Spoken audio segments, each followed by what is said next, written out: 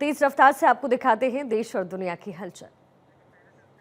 लेकिन उससे पहले आपको कुरुक्षेत्र लिए चलते हैं। नायब सिंह सैनी का संबोधन।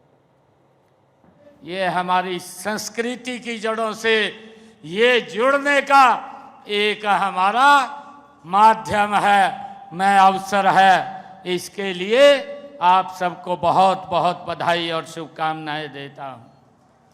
हमारे लिए ये देश की आत्मा, हमारे देश की ये आत्मा ऋषि मुनियों में बसती है, इसको हम सब जानते हैं। जिस समय संसार की सभ्यता का कोई नामो निशान नहीं था, उस समय हमारे ऋषि मुनि वैज्ञानिक चिंतन कर रहे थे।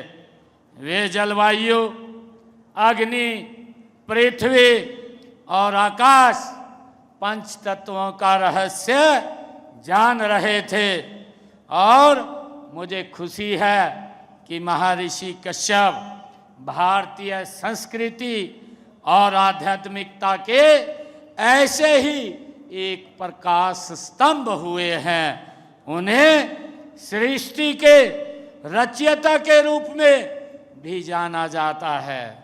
मुझे खुशी है कि महर्षि कश्यप सप्त ऋषियों में से एक थे, महान परोपकारी और प्रजापालक वो थे।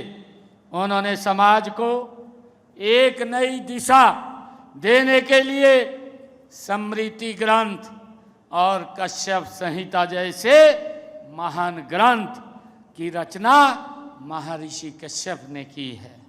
मुझे खुशी है कि उन्होंने ज्ञान, तप और अनुसंधान के मानव सभ्यता को एक नई दिशा देने का काम महर्षि कश्यप ने किया है।